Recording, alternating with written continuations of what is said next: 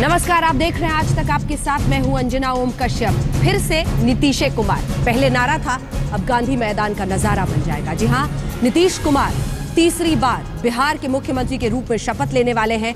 भव्य आयोजन उनके शपथ ग्रहण समारोह के लिए हो रहा है और यह भी पूछा जा रहा है कि ये शपथ ग्रहण है या फिर शक्ति प्रदर्शन है। 9 मुख्यमंत्री कुल शामिल हो रहे हैं। इसी बीच अटकलें ये भी है कि क्या डेप्यूटी चीफ मिनिस्टर बनाया जाएगा, यानी पहले से ही घमासान के संकेत मिल रहे हैं और ये वो खिड़की है जिससे हमेशा गर्म हवा आएगी नीतीश कुमार के 5 सालों में। जी हाँ, आरजेडी की खिड़की। बहरहाल फिलहाल आपको बता दें, तेजस्वी यादव या फिर मीसा भारती पर लगेगी मुहर। बेटा या फिर बेटी, किसके नाम के साथ वो जाएंगे अब उन पर है। लेकिन इस बीच अब्दुल बारी ने नाराजगी जाहिर की है और कहा है कि डिप्टी सीएम अगर वो बनते हैं तो मैं मंत्री नहीं बनूंगा, उससे अच्छा मुझे स्पीकर बना दिया जाए। अब स्पीकर जेडीयू पहले से दावेदारी उस पर ठोक चुकी है। जेडीयू चाहेगी कि विधानसभा की कार्यवाही उनके हिसाब से चले, तो स्पीकर वो अपनी तरफ चाहते हैं, अपना चाहते हैं। ऐसे में अब सवाल यही है कि अब्दुल बारी को कैसे संभाला जाए, कैसे तेजस्वी या फिर मीसा पर फैसला ले लालू प्रसाद यादव। लेकिन उससे भी बड़े जिम्मेदारी और सवाल यह होगा कि नीतीश कुमार इन सब के बीच साल कैसे 5 साल बिताएंगे। बहरहाल इन सवालों के बीच लेकिन आज जाहिर तौर पर बहुत बड़ी खुशी का दिन है ये, क्योंकि जिस तरह के प्रचंड जनादेश के साथ वो जीते हैं बिहार में, उसी पर हम चर्चा करेंगे। कई खास मेहमान हमारे साथ जुड़ रहे हैं। ये नीचे जो आप देख रहे हैं अलग अलग मंत्रियों के नाम है, कौन किस कोटे से मंत्री बन सकता है, नीतीश के संभावित मंत्रियों के नाम हम आपको आज तक पर दिखा रहे हैं। कई खास मेहमान हमारे साथ यहाँ पर स्टूडियो में मौजूद हैं। शाहनवाज हुसैन साहब, राष्ट्रीय प्रवक्ता भारतीय जनता पार्टी के, बिहार के मैदान में पहले से आखिरी दिन तक डटे रहे, जुटे रहे, जो भी मिला बीजेपी को। लेकिन इस बीच हमारे साथ अन्य जो पॉलिटिकल मेहमान हैं, प्रणव झा जी हैं प्रवक्ता कांग्रेस पार्टी के, डॉक्टर नवल किशोर जी आरजेडी के प्रवक्ता हमारे साथ हैं। खास मेहमान अनिल शर्मा जी, चेयरमैन आम्रपाली ग्रुप के, हमारे साथ चर्चा में शामिल होंगे, क्योंकि जिस तरह के वायदे किए हैं नीतीश कुमार ने, उन मापदंडों पर भी उनको आके गए। बड़े दिलचस्प वायदे थे। एक जल्दी से आपको जरा सा उसकी झलक दे दूं तो कहा था कि जो लोग बेरोजगार हैं, युवा हैं, उनको 1000 रुपए महीना देंगे 9 महीने तक। ये सब कैसे होगा? और ये भी कहा था कि लिकर को बैन कर देंगे। लेकिन 2 वरिष्ठ पत्रकार जो इस पूरे सफर में, जब हम ये कहते थे कि किसका होगा राज तिलक, तब से हमारे साथ जुड़े हुए हैं 2 वरिष्ठ पत्रकार, आलोक मेहता जी और उर्मिलेश जी हमारे साथ स्टूडियो में मौजूद हैं, क्योंकि अब तय हो गया है राज तिलक नीतीश कुमार का ही होगा। अर्थशास्त्री जी सुनील कुमार सिन्हा साहब हमारे साथ यहाँ पर मौजूद हैं। वो आपको बताएंगे कि आंकड़े क्या कहते हैं, किसके हक में जाते हुए दिख रहे हैं, क्या नीतीश कुमार उन वायदों को पूरा कर पाएंगे। सबसे पहले शाहनवाज हुसैन साहब, खुश हो रहे होंगे आप कि चलिए ठीक है नहीं मिला, लेकिन आरजेडी में छोटा मोटा एक घमासान तो छिड़ गया। नहीं, हम इस बात पे खुश हैं कि बिहार में एक सरकार बन रही है। जनता ने मैंडेट दिया है। हाँ। 1 करोड़ 60 लाख वोट उनको दिया है। हमने 1 करोड़ 30 लाख के करीब वोट प्राप्त किया है। तो हम 1 करोड़ 30 लाख लोगों की तरफ से उनको बधाई देते हैं, जिन्होंने उनको वोट नहीं दिया, हमें वोट दिया, वो भी आज बिहार की सरकार के हकदार हैं। तो नीतीश कुमार जी मुख्यमंत्री बन रहे हैं और आज बड़े हृदय से, क्योंकि राजनीति में जीत हार होती रहती है, और जब वो जनता ने जो फैसला दिया है तो उस पर हम सब को खुशी है। सरकार बनाएं और मुख्यमंत्री बिना दबाव के काम करें। आपकी संख्या बच गई है सर, उसमें आप ये कैसे इंश्योर करेंगे कि जो वायदे उन्होंने किए थे, क्योंकि एक से एक बड़े बड़े वायदे किए हैं, वो सब पूरा कर पाएंगे? संख्या तो बड़ी सीमित रह गई ना। सीमित नहीं है, आप सिमट गए सर। नहीं, अब बीजेपी तो ने कभी कल्पना की होगी कि ऐसी परिस्थिति होगी? किस तरह के दावे थे? देखिए, जब चुनाव में जीतते हैं तो तर्क देना बहुत आसान है, और जब हारते हैं तो सामने वालों को जितने तर्क हैं वो हमारे ऊपर फिट बैठते हैं। अलग अलग तर्क लोग देंगे, वो तर्क सब हम पर आ जाएंगे। लेकिन इतना ये सही है कि अर्थमेटिक में लालू जी, नीतीश जी, कांग्रेस का वोट इकट्ठा हुआ, वो जीते और हम हारे। हम हार स्वीकार करके ये कहते हैं कि मैंने जो संख्या बताया आपको, उसी में जवाब था कि 1 करोड़ 60 लाख लोग, 59 लाख ने उनको वोट दिया और 1 करोड़ 30 लाख लोगों ने हमें वोट दिया। तो हमें आप इतना कम ना आके, और विधानसभा में भी हमारी हालत ऐसी नहीं है कि विपक्ष का नेता का दर्जा नहीं है। विपक्ष के नाते जो हमारी जिम्मेदारी है उसका निर्वाह करेंगे। हम फिर से शुभकामना उनको देते हैं। उम्मीद करते हैं कि उन्होंने जो नारा दिया कि बिहार में बहार हो, नीतीश कुमार हो, तो सच में बाहर आ जाए, बिहारी बाहर न जाए, उसको पढ़ाई दवाई कमाई बिहार में ही मिले, ऐसी कामना भी उनसे करते हैं। और एक बिहारी होने के नाते उनसे अपेक्षा रखना हमारा दायित्व भी है, कर्तव्य भी। ठीक है आलोक जी और उर्मिलेश जी, कोई काउंटर क्वेश्चन बीच में आकर आपको सूझे तो जरूर दागिएगा, क्योंकि नेता महारथी इसी में रखते हैं कि वो दाएं बाएं से निकल लेते हैं अक्सर। मैं आपके पास नवल किशोर जी आना चाहती हूँ।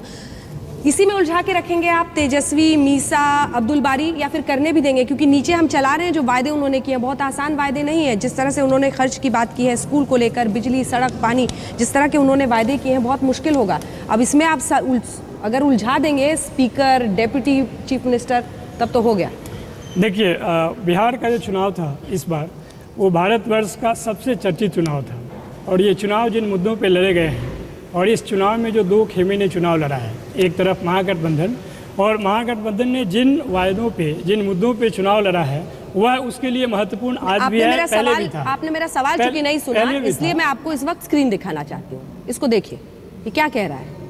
आपने मेरा सवाल सुना नहीं सर। मेरा सवाल ये था कि अगर इसमें उलझाएंगे तो फिर तो ये मामला पूरा लटक जाएगा ना, जो एक के बाद एक वायदे उन्होंने किए हैं। नहीं, इसमें कोई उलझाने का प्रयास नहीं है। जनतंत्र में ये सब चलता रहता है। नहीं, चलता नहीं रहता है। और चलता रहता तो 15 साल आपने रखा था सर, देख लिया बिहार में। नहीं, 15 साल में जो हमने दिया है उसी का सर्टिफिकेट बिहार की महान जनता ने दिया है। और जो महान बहुमत मिला है या प्रचंड बहुमत मिला है, वो उसका एक संकेत है।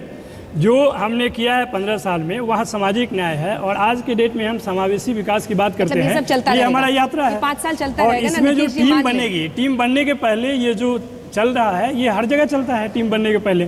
तो ये टीम बनाने के प्रयास को आप किसी संकट से जोड़कर अगर देखते हैं, तो हमें लगता है कि समझदारी इसमें बनानी होगी कि वहाँ पे बातें चलेगी। 3 महत्वपूर्ण दल हैं, एक साथ बैठ के और चुनाव में लड़े हैं, और एक फेज के तहत लड़े हैं, पॉपुलर कनेक्ट के साथ लड़े हैं। तो आप उन चीज़ों को इनमें उलझा कर नहीं देख सकते हैं। हमारे पास मुद्दे हैं और उसको बिहार की महान जनता ने स्वीकार किया है। राहुल गांधी का नाम प्रणब झा जी सबसे पहले लिया नीतीश कुमार ने। बहुत खुश है वो कि इतना बड़ा आयोजन वो कर रहे हैं और इतना बड़ा शक्ति प्रदर्शन कर रहे हैं। क्या मतलब है इसका? मतलब तो आप देखिए, हमारे लिए तो बहुत सामान्य सी बात है कि ये मैंडेट जो था, ये पिछले 18 महीने के मोदी जी के कार्यकाल में जिस तरह का शासन हुआ देश में, जनता के लिए चुनना बड़ा आसान था। एक तरफ जुमलेबाज प्रधानमंत्री और दूसरी तरफ कामकाजी मुख्यमंत्री। महागठबंधन जिस समय ये अलायंस इकट्ठा होने का डिसीजन हुआ, चुनाव एक तरफा हो गया। प्रधानमंत्री जी ने शुरुआत जरूर की विकास से बात करके, लेकिन अंतर आते आते गाय तक पहुंच गए।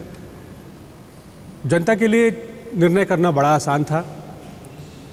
जनता निराश थी, क्षोभ था, जिस विश्वास से, जिस वादों से। एक सेकंड मैं अब आपको वापस लाती हूँ। मेरा सवाल दरअसल ये है कि क्या 2019 जी मोदी वर्सेस राहुल गांधी होगा या मोदी वर्सेस नीतीश होगा? 2019 राजनीति में 1 महीना बहुत बड़ा समय होता है। मुझे ये बताइए कि अभी इस प्रश्न का औचित्य क्यों है, या कहाँ आवश्यकता कहाँ है?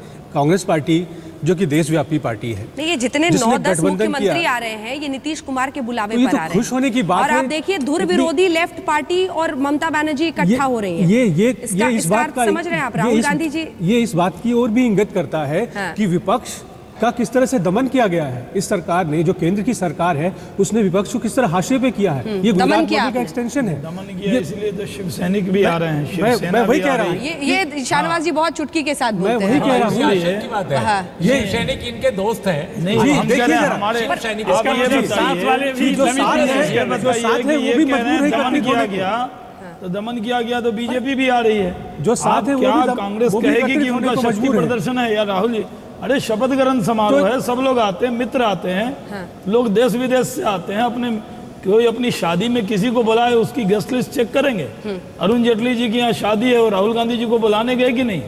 शपथ ग्रहण समारोह है। वो लोग खुद कहते थे हमारा दूल्हा तैयार है। तो दूल्हा कल फेरे लेगा या निकाह करेगा, वो किसको बुलाए? इस पर शक्ति प्रदर्शन क्या है? और मैं हर आदमी जब शपथ लेता है तो बुलाते हैं अपने लोगों को।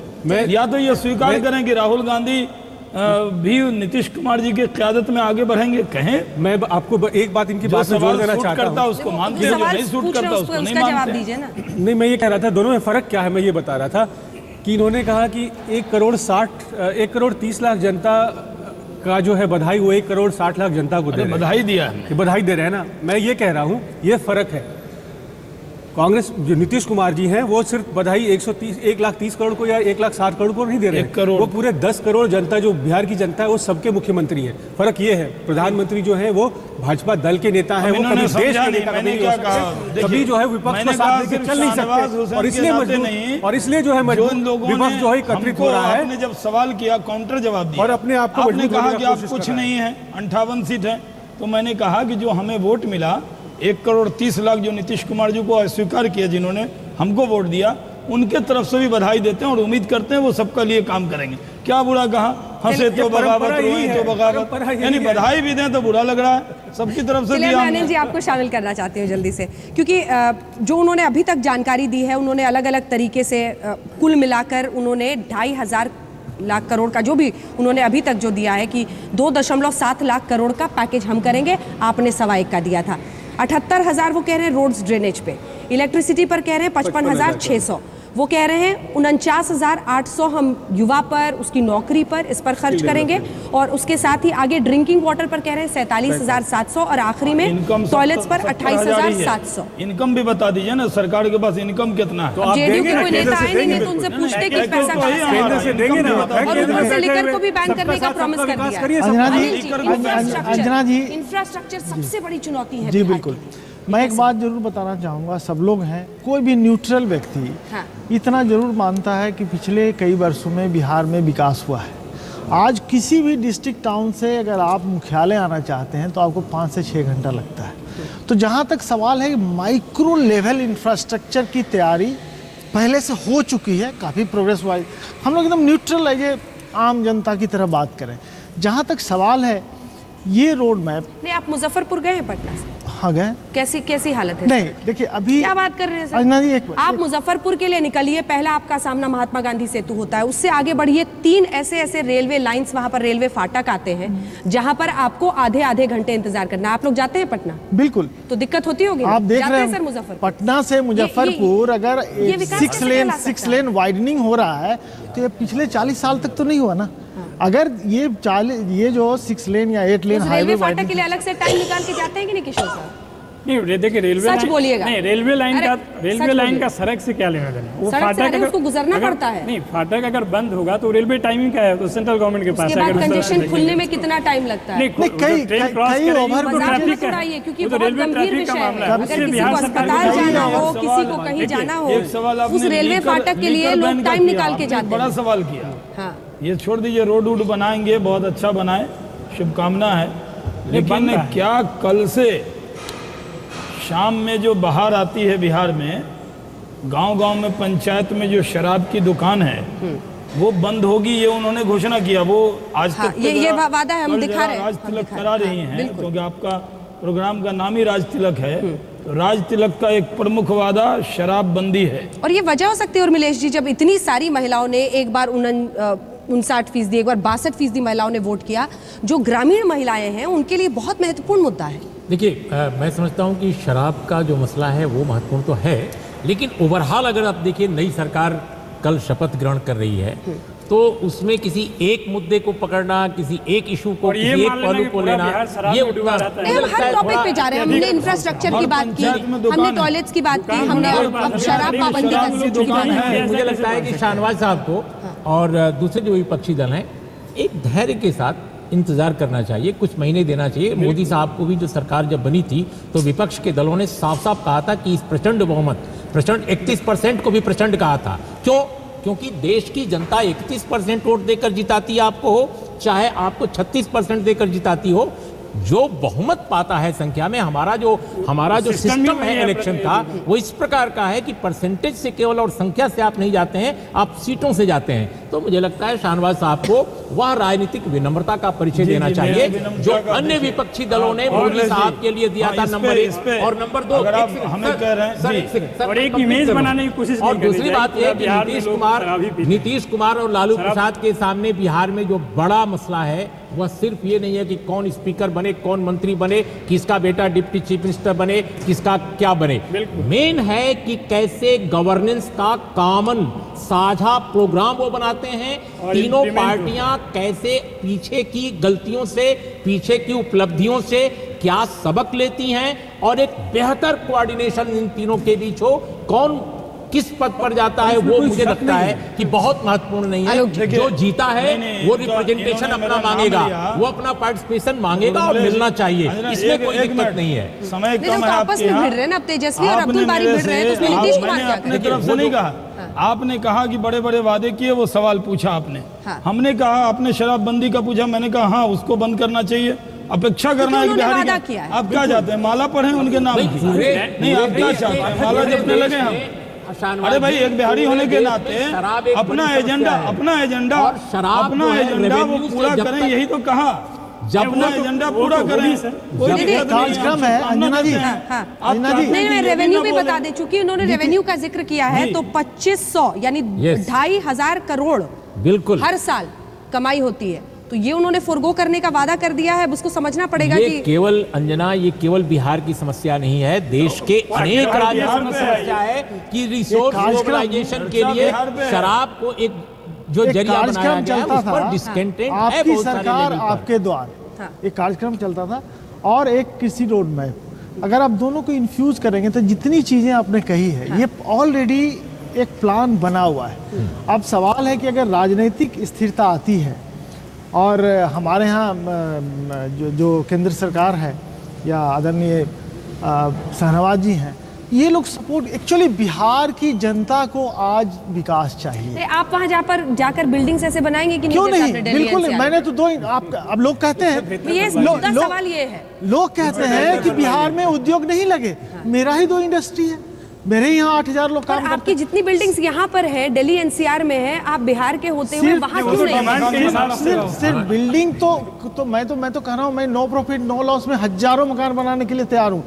अगर एग्रो बेस्ड इंडस्ट्री हमने लगाई है किसका बिहार डर लगा में, इतने सालों तक? जी किसका डर लगा इतने सालों तक? नहीं, डर किसका है? किसी का डर नहीं है। और आप देखिए, आप परिस्थितियां अनुकूल क्यों नहीं लगी? परिस्थितियां अनिल अनुकूल जी हैं। अब मेरे सवाल से भाग रहे हैं। जी नहीं, बिल्कुल नहीं। हमारा कहना है कि थोड़ा माइक्रो लेवल पर जब तक इंफ्रास्ट्रक्चर तैयार नहीं होता है, इंडस्ट्री वहाँ बाद में लगती है।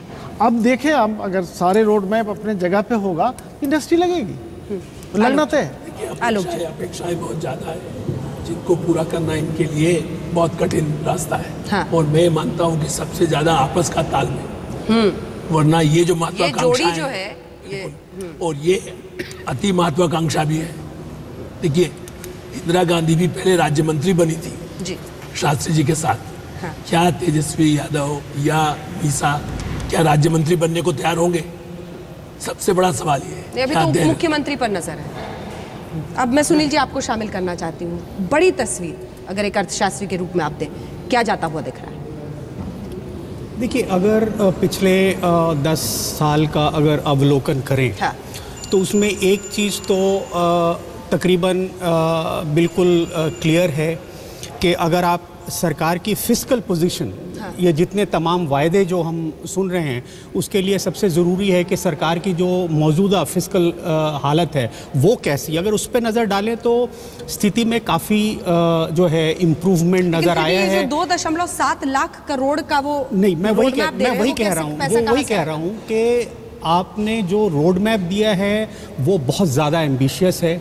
जो रिसोर्सेज आपके पास अवेलेबल हैं अपने या लगभग कितना केंद्र पैसा है? इसका सरकार से, आधा है, आधे से भी कम है, कितना आधे है? से भी कम है, आधे आधे से भी कम है। तो कहने का मतलब ये है कि ये एक देखिए, जब भी 75,000 करोड़ नहीं, का था और हाँ, यहाँ पर वो 2.7 लाख। 13-14 में 35,000 करोड़। प्रधानमंत्री का पैसा इसमें जोड़ा है क्या? नहीं, जब कभी भी इस किस्म के वायदे किए जाते हैं तो और एक विशेष चीज़ जो पैकेज भी समझने दिया वाली जाए। है कि वो एस्पिरेशनल है।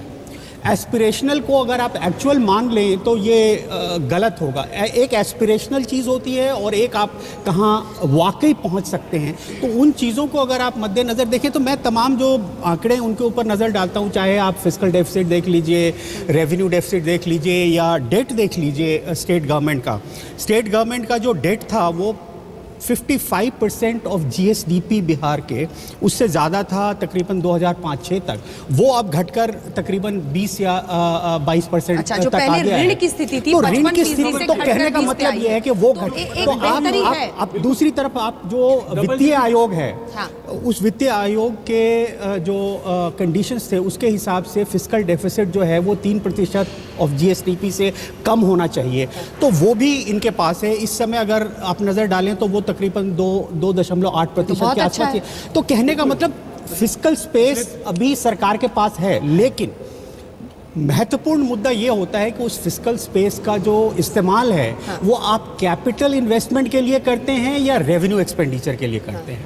अगर आप रेवेन्यू एक्सपेंडिचर के लिए करेंगे तो फिर बात घूम फिर के फिर वहीं पहुंच जाएगी जहां आप पहले थे। अगर आप उसका कैपिटल एक्सपेंडिचर करेंगे, चाहे आप सड़कें बनवाएं, चाहे आप वहाँ पे इंफ्रास्ट्रक्चर बने, इन्वेस्टमेंट वो अगर आप करें तो आप उसका आने वाले समय में इमीडिएटली तरक्की बिजली और ये फिस्कल डेफिसिट का उन्होंने जिक्र किया कि वो घटा है, ये भी एक बहुत बड़ी चूक हो गई ना। हर जगह प्रधानमंत्री पूछते थे कि बिजली आई, लोग कहते थे आती, लोग चुप हो गए। देखिए 20 घंटा था, वहाँ बोलते थे 5 घंटा। मेरे से पूछा है तो ये सही है कि जो और राज्य में एक शहर में जितनी बिजली का खपत है, बिहार में 1400 मेगावाट में पूरा बिहार, अंजना जी इसको समझिए। और उतना बिजली खरीदना किसी भी सरकार के लिए कोई बड़ी बात नहीं, क्योंकि आजकल बिजली सब खरीदते ही हैं, प्राइवेट सेक्टर से बिजली खरीदी जाती है। वो अडानी साहब से भी बिजली खरीद रहे थे। तो बिहार की सरकार बन रही है, ये सही है कि लालू यादव की विरासत का जो फिजिकल डेफिसिट था उसको कम किया, इन्होंने बताया उसको, क्योंकि उनके ज़माने में तो वो था नहीं। नीतीश जी ने किससे इम्प्रूव किया? लालू यादव की सरकार से इम्प्रूव किया। तो अब उनके लिए दिक्कत ये है कि जब सरकार बनाएंगे तो जो हमारा पैकेज आपने पूछा, तो जिस पैकेज को वो कह रहे थे कि कुछ है ही नहीं, वो पैकेज हम लोग देंगे। इसमें कोई एहसान नहीं है, ये फ़र्ज़ है, ये जिम्मेदारी है। और जो रोड के सेक्टर में रेल के, तब अनिल जी को उम्मीद की किरण दिख रही है, तब आने वाले बिहार में, मैं इसमें बात पूरी कर लूँ कि बिहार के तरक्की के लिए वो कोई कसर प्रधानमंत्री भी नहीं छोड़ेंगे, पूरी मदद करेंगे। चुनाव होता है, हार और जीत होती है, हमें सफलता नहीं मिली, लेकिन बिहार के लोगों से जो मोहब्बत है प्रधानमंत्री की वो कम होने वाली नहीं है। वो पैकेज रियल था, वो मानेंगे और मांगेंगे भी, ये भी देखिए। फिर बिहार तो बाग बाग होगा, इसमें क्या दिक्कत है? और देखिए, जीडीपी नीतीश कुमार ग्रोथ के पास जीडीपी ग्रोथ अगर आप पिछले 2 टर्म का देखें तो एक बार 17%, 17 एंड एबव रह चुका है, इधर गिर दूसरी बार गया 14 एंड एबव रह चुका है। मैं ये कह रहा था कि कहने का मतलब जीडीपी ग्रोथ जो है फिस्कल हेल्थ को एक्सप्रेस करता है। तो ऐसा नहीं है कि जो वादे किए गए हैं, कहीं ना कहीं देखिए नीतीश जी के कार्यक्रम में एक बड़ी जीएसडीपी ग्रोथ 12-13 में 20%। वक्त की जरा कमी है, मुझे खत्म करना होगा जल्दी से, एक लाइन कंक्लूडिंग। पिछले 10 साल में 5 साल जो है डबल डिजिट ग्रोथ रेट रहा। और एक जो सबसे बड़ी बात, 4 केंद्र बिंदु जो है इस सरकार के महागठबंधन के, उसमें जो पहला है वो है साफ सुथरी कैबिनेट, दूसरा सुशासन, तीसरा है न्याय संगत समावेशी विकास, और चौथा है सामाजिक सौहार्द और भाईचारा। चलिए, कल जो मंत्रियों की सूची आती है इस बात पर रहेगी नजर, जो बड़ी बड़ी कसौटियां इस वक्त है उस पर हम ही आकेंगे कि नीतीश कुमार और उनका मंत्रिमंडल कहां पर बैठता है। लेकिन कुल मिलाकर शक्ति प्रदर्शन के रूप में इसे जरूर देखा जाएगा। कल सुबह 7 बजे से लगातार बिहार की नई सरकार और शपथ ग्रहण समारोह पर हमारी विशेष कवरेज जरूर देखिएगा। आप सभी का बहुत बहुत शुक्रिया, देखते रहिए आज तक।